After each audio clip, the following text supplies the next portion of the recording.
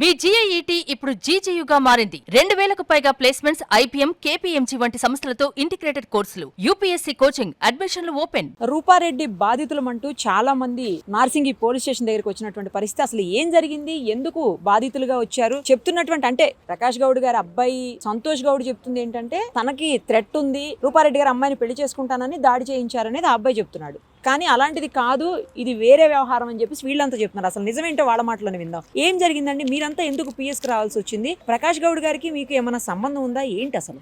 మాకు అసలు ఎమ్మెల్యే గారు ప్రకాష్ గౌడ్ అని మాత్రం వరకే తెలుసు, అంతవరకే. కానీ రూపారెడ్డి అనేది మాకు ఫ్రెండ్. ఈ అజయ్ కుమార్ అని ప్రో హెల్త్ అతను పరిచయం చేశాడు నాకు ఒక 5 years బ్యాక్. నాకు ఇట్లా డబ్బులు అవసరం ఉంది అని తీసుకుంటది, మళ్ళీ ఇస్తుంది, తీసుకుంటుంది, అట్లా ట్రస్ట్ గెయిన్ చేస్తుంది ఫస్ట్ ఎవరి దగ్గరైనా కొత్త పరిచయం అయిన తర్వాత. పాలిటిక్స్ అంటది, రియల్ ఎస్టేట్ అంటది, బ్రోకరింగ్, సంథింగ్ ఏదో ఒకటి. ఆమె బిజినెస్ బిజీగా ఉంటుంది, ఎప్పుడు కూడా పిఎస్ఎల్ చుట్టూ తిరుగుతూ ఉంటుంది. సో అట్లా అట్లా సెటిల్మెంట్లకి ఏదైనా గొడవ వచ్చింది అనుకోండి, ఆమెకు పెద్ద పేరుంది, నేను డబ్బులు ఒక అమ్మాయి దగ్గర ఏదో సెటిల్మెంట్ చేసి డబ్బులు తీసుకుంది. అట్లా చాలా మంది దగ్గర చేసింది. ఇప్పుడు పరిచయమైన వాళ్ళ దగ్గర ఖచ్చితంగా డబ్బులు తీసుకుంటది, వాళ్ళని ఎట్లయినా ట్రాప్ చేస్తుంది. అంటే ఒకవేళ జెంట్స్ అనుకోండి, తమ్ముడు, అన్న, అట్లా ఎమోషనల్ కనెక్షన్ పెట్టుకుంటది. నాకు ఇట్లా అవసరము, నాకు అక్కని, చెల్లిని అన్నప్పుడు ఎవరైనా హెల్ప్ చేస్తాం కదా, మనమందరం మనుషులం కదా, మానవత్వంతో చేస్తాం. కానీ ఆమె దాన్ని అడ్వాంటేజ్ తీసుకొని మోసాలు చేస్తుంది. ఇప్పటి నుంచి కాదు. దగ్గర తీసుకొని డబ్బులు ఏం చేసింది ఆవిడ? ఏమో రియల్ ఎస్టేట్ ఇన్వెస్ట్మెంట్ అని చెప్తుంది. ఎక్కడ చేసిన ఆమె సన్ రైజ్ కంపెనీలో అయితే అంజిరెడ్డి గారి దగ్గర పనిచేస్తున్నానని చెప్పింది. నన్ను కూడా వాళ్ళ ఆఫీస్కి తీసుకెళ్ళింది. రవీంద్ర రెడ్డి ఆమె భర్త అంటే సెకండ్. ఇక ఆమె హస్బెండ్ చనిపోయాడు. సో తను కూడా నాకు రాసిచ్చాడు. నా దగ్గర లాస్ట్ ఇయర్ 23 లక్షలు తీసుకున్నారు. తీసుకొని 3 lakhs ఎక్స్ట్రా ఇస్తామన్నారు. నేను ఇల్లు కొనుక్కుంటున్నా. నేను కూడా వేరే వాళ్ళ దగ్గర తెచ్చుకున్న అప్పు వడ్డీకి తెచ్చుకున్నా.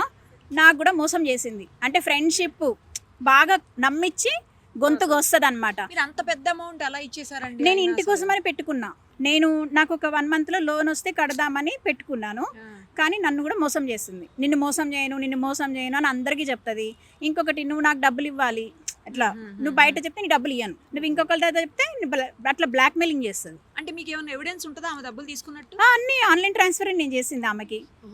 రాధికాని ఆమెకు కొట్టిపించింది కొంత అమౌంట్. రాధికాకి ఈమెకి ట్రాన్సాక్షన్స్ నడుస్తాయి. రాధికాని ఆమె దీంట్లో గ్రే హౌండ్స్లోనే దీంట్లో జాబ్ చేస్తుంది. ఆమెకే కొట్టాను నేను డబ్బులు కొడుతున్నానని చెప్పేసి. అండ్ నేను డబ్బులు ఇచ్చేదాకా రవీంద్ర, రూప మా ఇంట్లోంచి కదలలేదు. నేను సూసైడ్ చేసుకొని చచ్చిపోతా, నువ్వు ఇకపోతే నా లైఫ్ అండ్ డెత్ ప్రాబ్లం ఇది అని ఒక ½ day ఏడ్చి నా దగ్గర డబ్బులు తీసుకున్నారు. దాని దగ్గర అన్ని ఎవిడెన్స్లు మా దగ్గర కూడా ఉన్నాయి. బయట చెప్తే డబ్బులు ఇవ్వము, ఇదే గేమ్ ఆడుతుంది. ఇంకొకటి, ఇప్పుడు ఈ డబ్బులు తీసుకున్న దానికి ఎమ్మెల్యే దానికి మాకు సంబంధం ఏముంటుందండి? ఇప్పుడు ఆమె పెళ్లి చేసుకుంటే చేసుకోవచ్చు, అప్పులు కట్టుకోవాలి కదా. అల్లుడు కడతాడని చెప్పి కొంతమందికి చెప్తుందంట ఇంటికి వచ్చిన వాళ్ళకి. అల్లుడు ఎందుకు కడతాడు? పెళ్ళి అయిపోతుంది, ఎమ్మెల్యే డబ్బులు ఇస్తాడు. మేము నా అల్లుడు కాబోయే ఎమ్మెల్యే, 2 స్టేట్ల సీఎంలు పెళ్ళికి వస్తారు, అట్లా అందరినీ మభ్య పెడతా ఉంటుంది. వచ్చిన వాళ్ళందరినీ అట్లా జోలబాడ్డం అనమాట. నువ్వు చెప్పొద్దు, నీకు ఇస్తా, ఫస్ట్ నీకే ఇస్తా, కానీ అందరినీ మాట్లాడుకోనియదు. ఇక్కడ అసలు విషయం ఏంటంటే, ఎవరైతే రాలేదో వాళ్ళకి చెప్తున్నా నేను, మీ డబ్బులు అయితే రావు, అది ఎక్కడో దాచుకుంది, అది పోగొట్టే మనిషి అయితే కాదు. అదైతే ఐఎమ్ షూర్ అబౌట్ హర్. ఇంకా ఎంగేజ్మెంట్ గురించి అంటే మాకు ఫొటోస్ చూసాక తెలిసింది. ఇప్పుడు ఈ ఎంగేజ్మెంట్ని కూడా అడ్డం పెట్టుకొని 2 పార్టీలకి చిచ్చు పెడుతోంది, బీఆర్ఎస్కి, కాంగ్రెస్కి. అంటే తన కూతురి లైఫ్ని కూడా డబ్బుల కోసమే, బ్లాక్మెయిలింగ్ కోసమే అడ్డం పెట్టింది. అంటే అది తను ఎంతకైనా తెగించగలదన్నమాట. వాళ్ళ ఇంట్లో ఫర్నిచర్ అంతా నేను కొనిచ్చినవే. మీరు ఎందుకు కొనిచ్చారు? అప్పు మళ్ళీ ఇస్తా. మళ్ళీ వాళ్ళ కూతురు అడ్మిట్ అయితే క్రెడిట్ కార్డ్ బిల్లు నేనే ఇచ్చా. ఎందుకు అడ్మిట్ అయింది? ఏమైందో మనకు తెలియదు. అరెట్లో అడ్మిట్ అయింది లాస్ట్ ఇయర్. ఇప్పుడు ఆమెని ఎంక్వైరీ చేసి డబ్బులు ఎంత తీసుకుంది, ఏం చేసింది, మొత్తం డీటెయిల్స్ తెలుసుకోవాలి. అప్పుడే మిగతా 2021 నుంచి అంటే ఒక 10,000 తీసుకుంటుంది, 50,000 తీసుకుంటుంది, 5 లక్షలు తీసుకుంటుంది, మళ్ళీ ఇస్తుంది, నెలకో 2 నెలలకో ఇస్తుంది, రేపే ఇస్తానంటది. కొన్నిసార్లు ఇస్తుంది, కొన్నిసార్లు అదైంది ఇదైంది అంటది. మరి ఎట్లా చేస్తుంది అంటే, మేమేమనుకుంటాం బిజినెస్ చేస్తుంది కదా. ఆ ఎమ్మెల్యేలు ఫోటోలు అప్పట్లో ఎవరి దగ్గర కేసీఆర్ ఫోటోలు పెట్టుకుంటుంది, కేటీఆర్ ఫోటోలు పెట్టుకుంటుంది. మేమేమనుకుంటాం, అబ్బా ఈమె పబ్లిక్ ఫిగరు, సెలబ్రిటీ, నమ్మకస్తురాలని అనుకుంటాం కదా. వాళ్ళ ఫోటోల్ని కూడా అట్లా యూజ్ చేసుకుంటుంది, వాళ్ళ ఫేమ్ని కూడా అట్లా యూజ్ చేసుకుంటుంది. అంటే she's very very very dangerous, cunning, criminal minded lady. ఎప్పటి నుంచి ఇవ్వడం మానేసింది మీకు? లాస్ట్ ఇయర్ నుంచి ఆపేసింది. ఇది రాసించిన తర్వాత ఈ అజయ్ గాడ్ అనేవాడు అందరినీ పరిచయం చేస్తాడు దానికి. అంటే లైక్ అజయ్ ఎవరు అసలు? ప్రో హెల్త్లో ఉంటాడు వాడు. లైసెన్స్ కూడా లేదు, వాడు హాస్పిటల్ రన్ చేస్తున్నాడు. డాక్టర్ సందీప్ రెడ్డి దగ్గర ఉంటాడు వాడు. వాడే అందరినీ పరిచయం చేస్తాడు. ఇప్పుడు మాలాంటి వాళ్ళు ఎక్కడైనా పరిచయం అవుతారు, తను ఎట్లా ఏమంటారు ఏదో అంటారు కదా, వాడేం తీసుకుంటాడో నాకు తెలియదు. బ్రోకర్ అనుకోవచ్చు, కమిషన్ ఏమైనా ఉండొచ్చేమో. నేను ఇంత 5 లక్షలు ఇస్తే వాడికి ఏమైనా ఇస్తుంది. ఎప్పటి నుంచి మానేసింది ఆవిడ ఇవ్వటం మీకు రిటర్న్? మాకు ఇది ట్రాన్సాక్షన్ అయిన తర్వాత లాస్ట్ ఇయర్ డిసెంబర్లో ఇస్తానని చెప్పారు రవీంద్రారెడ్డి, రూపారెడ్డి. ఖచ్చితంగా మేము ఇస్తాము, మేము ఇయ్యము అని అనట్లేదు, ఇస్తాము అన్నారు. కానీ ఇవ్వడం అయితే ఆపేశారు. మీకు అప్పుడు అనుమానం లేదా? ఆ తర్వాత ఏమైనా ఇచ్చారు, ఆ తర్వాత ఏమి ఇవ్వలేదా? నేనేం చేశానంటే ఈ న్యూస్ని మొత్తం చెప్తాను అందరికీ అన్నా. అక్కడి నుంచి ఇంకా తను జాగ్రత్త పడింది. డబ్బులు ఇవ్వకుండా నువ్వేం చేస్తావు చేసుకో, లీగల్గా ఏమన్నా చేసుకుంటావా, నీ ఇష్టం వచ్చింది చేసుకో అనింది. నా దగ్గర అవి కూడా ఉన్నాయి స్క్రీన్ షాట్లు. సో ఇప్పుడు వాళ్ళు రాసి ఇచ్చింది ఇదేనా? ఇవాళ కాదండి, ఇది ఇక్కడ ఈరోజు ఇస్తామని 10/7/25కి ఇస్తామన్నారు. 28/6/25లో తీసుకున్నారు 23 లక్షలు. జి రాజేశ్వరి, నేను, Y Roopa, Ravindra Reddy and MTV కూడా నా దగ్గర ఉన్నాయి, ప్రామిసరీ నోట్స్లు ఉన్నాయి. అండ్ ఒకటి నేనేం చెప్పదలుచుకున్నానంటే అట్లా చాలా మంది ఇన్నోసెంట్ పీపుల్ని మోసం చేస్తుంది. ఎవరికైనా ఆశ చూపిస్తే ఇప్పుడు వీళ్ళందరూ కూడా మరి చిన్న చిన్న అమౌంట్స్లోనే సంతోషాన్ని చూస్తారు. కాబట్టి పీపుల్ వీక్నెస్ని ఆమె అడ్వాంటేజ్ చేసుకొని, నేను ఇది ఫినాన్స్ బిజినెస్ అంటే ఫ్రెండ్షిప్లో ఇస్తూ ఉంటా. ఇంకా ఆమె నన్ను అట్లా ఫ్రెండ్ లాగా పెట్టుకొని బిజినెస్ లాగా చేసింది. అంటే ఆమెకు ఒకటే ఇచ్చా, మళ్ళీ ఎవరికి ఇవ్వలేదు. మీరు ఆమె దగ్గరలోనే ఉంటారా? మా ఇల్లు ఆమె ఇల్లు పక్క పక్కనే. సో ఎవరైనా అప్పులోళ్ళు వచ్చినా మా ఇంటికి వచ్చి రెస్ట్ తీసుకునేది వాళ్ళు వెళ్ళిపోయేదాకా. అంటే అట్లా. మరి అప్పులోళ్ళు వస్తున్నప్పుడు మీకు డౌట్ రాలేదా? మీ డబ్బులు కూడా అట్లా నాకేం చెప్పింది, పెద్ద అమౌంట్ వస్తుంది ఒకేసారి అన్నీ పోతాయి అని చెప్పేది. మరి పెద్ద అమౌంట్ ఎట్లా వస్తుంది అంటే వస్తుంది. సో మేము డబ్బులు ఇచ్చినప్పుడు మరి వెయిట్ చేస్తాం కదా, వస్తాయనే ఆశతోనే ఉంటాం కదా. ఇప్పుడు తెలిసిపోయింది ఆమె ఎవరికి ఇయ్యదు అని. కేసు ఫైల్ చేశారండి? కేసు పెట్టారండి. ఎఫ్ఐఆర్ అయిందా? సో ఇన్నోసెంట్ పీపుల్ ఎవరైతే ఉన్నారో వాళ్ళు మోసపోవద్దు. అది ఎవరైనా సరే ఆమె ఆశ చూపిస్తుంది. ఇంకా ఆమెకి అప్పులు ఎవరు ఇవ్వకూడదు. ఎలా బతుకుతుందో చూడాలి. అది కూడా. నా పేరు లక్ష్మి, నేను మైలార్దేవపల్లిలోనే ఉంటాను. నేను 3 సంవత్సరాల క్రితం 10 లక్షల రూపాయలు ఇచ్చాను. ఏదో బిజినెస్ పెడుతున్నాను, ఈ బిజినెస్లో 3 కోట్లు వస్తాయి, ఆ 3 కోట్లు రాగానే ఇస్తానని చెప్పి నన్ను మా ఏరియాలో ఉండే ఈ చెల్లెల్ని కూడా మభ్యపెట్టి అందరి దగ్గర డబ్బులు తీసుకున్నప్పటి నుంచి ఎప్పుడు ఇయ్యదు. ఎప్పుడు వెళ్ళినా కూడా వారానికి ఇస్తా, 10 రోజులకి ఇస్తా, నెలకి ఇస్తా అని చెప్తుందమ్మా. చాలామంది ఉన్నారు, దాని ఊబిలో పడిన వాళ్ళు చాలామంది ఉన్నారు. ఈ చెక్ ఏంది? ఈ చెక్కు ఇచ్చింది నేను ఒక 6 నెలల 7 నెలల క్రితము ఇంటి మీదకి పోయినా. ఎందుకంటే నాకు అసలు ప్రూఫ్ ఇయ్యలే, నాకు చదువు రాదు, ప్రూఫ్ ఇయ్యబోతే మా తమ్ముడు ఏమైనా ప్రూఫ్ ఉండాలక్క అని చెప్తే ఇంటి మీదకి వెళ్ళాం. ఇట్లాగే నేను వెళ్తే మా ఇద్దరికి చెక్కులు ఇచ్చింది, 2 చెక్కులు. నాకు ఈ డబ్బులు ఉన్నప్పుడు వేసుకుంటే ఒక 3 రోజుల నాడు ఈ చెక్ వేస్తే 10 రూపాయలు ఉన్నాయి అకౌంట్లో. బౌన్స్ అయింది. అయిన తర్వాత మణికొండకి చాలా మంది వచ్చారు ఆమె బాధితులు. వస్తే నాకు కూడా ఇన్ఫర్మేషన్ వస్తే నేను కూడా పోవటం జరిగింది. అక్కడికి పోతే ఈ వచ్చింది లొల్లి పెట్టడానికి అని చెప్పి నన్ను కులదూషణ చేసి నన్ను తిట్టిందమ్మా. తిట్టి తలుపేసుకుంటే ఆ తలుపు పగలగొట్టారు. తర్వాత పోలీస్ స్టేషన్కి వచ్చి మేము కంప్లైంట్ ఇవ్వటం జరిగింది. ఆమె ఏం చెప్తుంది, ప్రకాష్ గౌడ్ కొడుకుకి నేను కింద పడిపోయినమ్మా, నాకు షుగరు బీపీ, దానికి పైసలు ఇచ్చి దాని కొంప ముందు పడిపోతే నటిస్తుందంటది. అది నేను నటిస్తున్నానట, దాని ఇంటి ముందు పడిపోయి. అంత కర్మేందమ్మా నాకు పైసలు ఇచ్చి. ఇప్పుడు ఏంటి అసలు మ్యాటర్ అంటే ఈ ఎమ్మెల్యేని తీసుకొస్తుంది, కొడుకుని ఇన్వాల్వ్ చేసి ఆమె మీదకి మేమట చంపుతామట. మేము చంపేటట్టున్నామా? నీకు డబ్బులు ఇచ్చి చెక్కులు తెచ్చుకొని నిన్ను చంపుతామా మేము? ఇప్పుడు ఆ గేము. ఇప్పుడు ఈ అప్పులు తప్పించుకోవాలి అంటే ఆ ఎమ్మెల్యేని పెడుతున్నది. ఎమ్మెల్యే మాకు దగ్గర వాడే. మీరు ఎందుకు ఇచ్చారు? ఏం చేస్తానని? బిజినెస్ చేస్తానండి, ఏదో బిజినెస్ 3 కోట్లు వస్తున్నాయని చెప్పింది. ఎప్పుడు ఇస్తానంది తిరిగి? మళ్ళీ 2 నెలల్లో ఇస్తానంది. 2 నెలల్లో ఇస్తానంది. ఇక 4 ఏళ్ళు అవుతుందా, 3 సంవత్సరాల పైన అయింది. నాకు ఈ చెక్కు నెంబర్ చెప్పంటారు, నాకు వస్తుందమ్మా చెప్పటం గుర్తుంటుందా? నాకు ఈ టెన్షన్లకి షుగర్ పెరిగింది, బీపీ పెరిగింది. నా భర్తకి తెలియదు దానికి డబ్బులు ఇచ్చిన సంగతి. ఇవాళ టీవీలో చూసి మా ఆయన కూడా తిట్టిండు నన్ను, దానికి ఎందుకు డబ్బులు ఇచ్చినావని. ఇప్పుడైనా ఎమ్మెల్యేని అడ్డం పెడుతుంది. ఇటు నాకు ఫ్రెండ్ సర్కిల్ ఉంది, నేను కూడా పొలిటికల్ బీఆర్ఎస్ ఉద్యమ నాయకురాలి. నేను ఈమె కూడా బీఆర్ఎస్ఏ కదా, అట్లా పరిచయం. ఇప్పుడు నాకు ఫ్రెండ్ సర్కిల్ ఉంటారు కదా, ఒకరి దగ్గర 2 లక్షలు, ఒకరి దగ్గర 3 లక్షలు అట్లా తెచ్చి ఇచ్చిన ఆపదంటే ఇప్పుడు ఏం చేస్తుంది, ఈ కథ అంతా ఎక్కడ చుట్టిస్తుంది.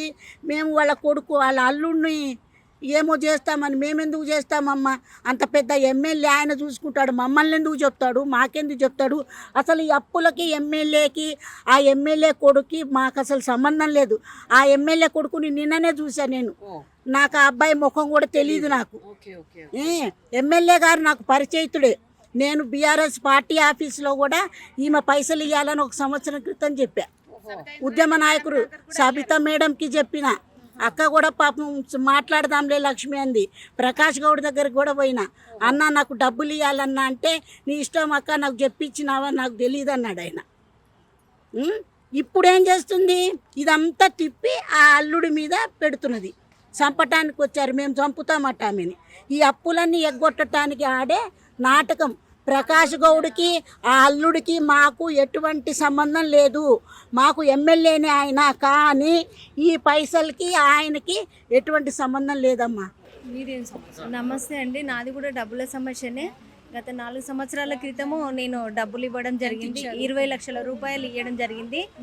నాకు ఏదో బార్ కోడ్లలో బిజినెస్ వస్తుంది, సెట్ అవుతాము, అందులో బాగా డబ్బులు వస్తాయి, అందరము సెట్ అవుతాము, నాకు లాభం వస్తే నేను కూడా మీకు ఇచ్చేస్తానని చెప్పి నన్ను మోసం చేయడం జరిగింది. ఆ డబ్బులు కూడా నా సొంత డబ్బులు కావు, నా స్తోమతకు మించి నేను తప్పు చేశానని చెప్పి నేను గత 2 సంవత్సరాల నుంచి 3 సంవత్సరాల నుంచి నా శిక్ష నేను అనుభవిస్తున్నా. ఎందుకంటే నాకు కూడా ఫ్యామిలీ ఉంది, భర్త ఉన్నాడు, పిల్లలు ఉన్నారు, ఇల్లు ఉంది. మైలార్దేవపల్లి వినాయక్ నగర్ కాలనీలో ఉంటా నేను. నన్ను మోసం చేసి నన్ను ఇట్లా నట్టెట్లా ముంచింది. అసలు మీకు ఎట్లా తెలుసు ఆవిడ? నాకు ఈ అక్కడ మైలార్దేవపల్లికి వస్తుండే, ఎమ్మెల్యే దగ్గరికి వస్తుండే, ఆఫీస్ దగ్గరికి వచ్చినప్పుడు మా ఇంటి ముందర రామాంజనేయులు అనే అబ్బాయి ఉంటాడు, ఆ అబ్బాయి ద్వారా పరిచయం అయింది. నా అక్కడికి వస్తున్నప్పుడు, ఆఫీస్ కాడికి వస్తున్నప్పుడు నేను తనతో ఎప్పుడు మాట్లాడలే, తను కూడా నా దగ్గర ఎప్పుడు మాట్లాడలే. కానీ ఆ అబ్బాయి ఇల్లు మా ఇల్లు ఒకటే దగ్గర ఉంటుంది. అక్క మంచిది, బిజినెస్ చేస్తుంది అక్క, మనకు యూజ్ అవుతుంది చూడని చెప్పి తీసుకొచ్చి నా ఇంట్లో పరిచయం చేసిండు, నా ఇంటికి తీసుకొచ్చిండు, నా ఇంట్లో కూర్చున్నది, తిన్నది. మా అమ్మ ఉండే ఆ రోజు, నిన్న మేము డబ్బుల కోసం అని చెప్పి వెళ్ళినప్పుడు మా అమ్మనే ప్రశ్నిస్తుంది నువ్వెవరు అని. నిన్న వెళ్ళడానికి కారణం ఏంటంటే, మేము గతంలో కూడా 2022లో 2022లో నేను డబ్బులు ఇవ్వడం జరిగింది. 2022 సంవత్సరం నుంచి నేను తిరుగుతూనే ఉన్నా. అంతకుముందు ఇల్లు అక్కడ మర్రిచెట్టు సైడ్ ఏదో కాలనీలో ఉండే, ఆ ఇల్లు ఖాళీ చేసింది. ఖాళీ చేసినప్పుడు నేను ఇల్లు ఎక్కడుంది, అడ్రస్ తెలియదు అని చెప్పి నేను అప్పుడు సూసైడ్ అటెంప్ట్ చేసుకున్నాను. నేను అప్పుడు ఎందుకంటే కాల్ లిఫ్ట్ చేయదని మేడం, నేను ఎప్పుడు ఫోన్ చేసినా కాల్ లిఫ్ట్ చేయకపోతుండే. నాకు ఎక్కడ పోయింది ఏంటిది అనేది చెప్పి నాకు తెలియదు. ఎవరు తెలిసిన వాళ్ళ ద్వారా ఉండి తెలంగాణ భవన్లో మీటింగ్ అవుతుంది, ఆ మీటింగ్ దగ్గరికి వస్తుంది, తను అక్కడికి వస్తే కలుస్తుంది అని చెప్పడం ద్వారా నేను వాళ్ళ సలహాతోనే నేను అక్కడికి వెళ్ళడం జరిగింది. అక్కడికి వెళ్ళిన తర్వాత అక్కడ ఆమెను పట్టుకున్న తర్వాత ఆమె చాలా మందిని చాలా ఎంక్వైరీలు చేసింది, నేను ఇక్కడికి ఎట్లా వస్తున్నాను, ఎవరు చెప్పిండ్రు ఈమెకు అని చెప్పి.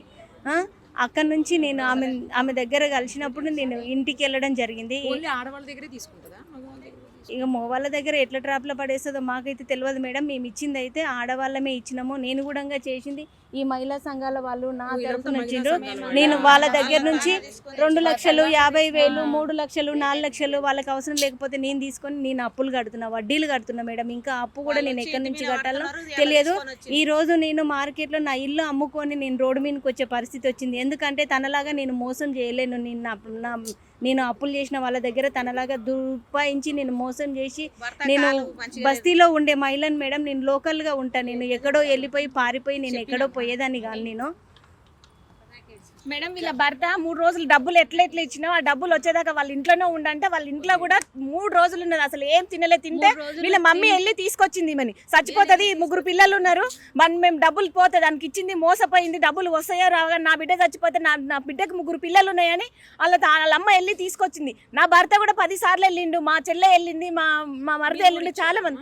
మేము ఇప్పుడు ఆమెకి వచ్చి ఆమె ఇంటికి వచ్చి అప్పులు ఇచ్చిన వాళ్ళు ఈమెను వచ్చి కొడుతున్నారు. వాళ్ళ ఇంటికి తెలుసుకొని వాళ్ళ ఏరియాలోనే ఉన్నారు అప్పులు తెచ్చిన వాళ్ళు, వాళ్ళ ఇంటికి వచ్చి కొడుతున్నారు. పిల్లలు, ఆమె పిల్లలు కూడా మాకు చదువుకు పెడతలేవు, మాకు బట్టలకి ఇస్తలేవు, నువ్వు ఎందుకున్నావే, నువ్వు సావు, ఎవరికో ఇచ్చినావు తీసుకురా డబ్బులు, లేదంటే అడే సావు అన్నది. మందు కూడా పోసుకున్నది. పక్కన ఈయన పరిచయం చేసినాడు, వీళ్ళ ఇంటి పక్కనే ఉంటాడు ఆ అబ్బాయి. ఈమెకు మేము ససదా బస్తాను మేము కూడా ఈమెకి ఇచ్చినాం డబ్బులు. ఎంతమందికి అప్పులు కడుతుందని ఇప్పుడు చెల్లె లేకుండా అన్న లేకుండా మాకు తెలిసిన దాని నుంచి మేము తెచ్చిచ్చినాం. మా అమ్మ కూడా ఇచ్చింది, మా నాయన చనిపోతే ఆ డబ్బులు కూడా తెచ్చి ఇచ్చినాం. ఈమెను ఇడిచి పెట్టుకొని ఈమె చచ్చిపోతే ఈమె పిల్లలు ఎట్లా మేడం?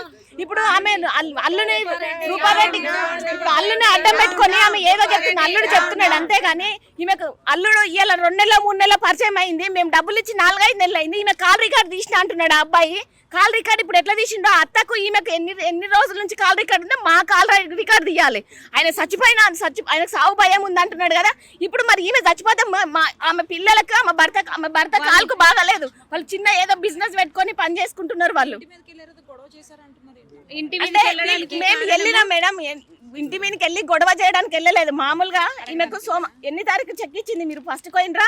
ఫస్ట్ పోతే చెక్ ఇచ్చింది. ఆ చెక్ ఇస్తే ఆ చెక్ బ్యాంకులో వేసుకుంటే అందులో 9 రూపాయలు ఉన్నాయని బ్యాంక్ మేనేజర్ ఆమెకు ఫోన్ చేస్తే మళ్ళీ ఏమైంది నువ్వు ఇట్లా దొంగ చెక్కులు ఎందుకు ఇచ్చినావు అని పోయి అడగడానికి పోయిండ్రు. ఎవరెవరో వచ్చినని అందరు పోయి ఒకరికొకరికి నువ్వు ఇట్లా ఎందుకు చేస్తున్నావు అని అడగడానికి పోతే ఇంట్లో డోర్ లాక్ చేసుకున్నది. అల్లుని బయటనే పెట్టి అల్లుని బిడ్డని బయటనే పెట్టి డోర్ లాక్ చేసుకున్న డోర్లు తొబ్బిరు. ఎంతగానో అని ఓపిక ఉంటది. ఎన్నిసార్లు అని మేము ఈ రోజే కాదు పోయింది, చాలా సార్లు అయినా. మేము సబితా ఇంద్రారెడ్డి మేడం గారికి చెప్తాం, అక్క మా బాధ ఏదో మేము వెళ్ళగొట్టుకుంటాం చెప్తామంటే వాళ్ళకి చెప్తామంటే వాళ్ళ తను ఇప్పించుకోపోయి మాకెందుకు చెప్తున్నావు? ఈమె మహిళా సంఘం గ్రూప్లలో రాస్తుంది. నాకు కూడా అందరు తెలుసు అంటే ఎమ్మెల్యే ముందు నుంచే పరిచయం వీళ్ళకు. ఎవరికి చెప్పినా కానీ నువ్వు ఏ స్టేషన్ కు పోతావో చెప్పుకో, అక్కడ వాళ్ళు ఎవరన్నా ఇస్తే వాళ్ళ దగ్గరనే తీసుకో. నాకన్నా ఎక్కువ తెలుసా నువ్వు ఏడా చేసుకుంటావు చేసుకో, బయట చెప్తే డబ్బులు రావు అని వాళ్ళు ఇట్లనే సతాయించి 4 ఏళ్ళ నుంచి ఇదే పరిస్థితి. ఈమెకు ఇంట్లో ఈ పరిస్థితి ఉందంటే 2 రోజుల నుంచి అన్నం లేదు. ఈ మనిషి అలానే ఉంది. పిల్లలు చదువుతున్నారు, పిల్లలు కూడా నువ్వు సావు మమ్మీ ఎందుకు నువ్వు వేస్ట్ అని అంటున్నారు. నా భర్త ఈ రోజు ఇంట్లో నుంచి వెళ్ళిపోమని రాత్రి బయట వండుకొని వచ్చింది. మేము ఈ రోజు లేచి రాత్రి ఇంట్లోకి వెళ్ళి వెళ్ళదొబ్బిండు భర్త. పిల్లలు ఎవ్వరు నమ్మతలేరు తల్లిని.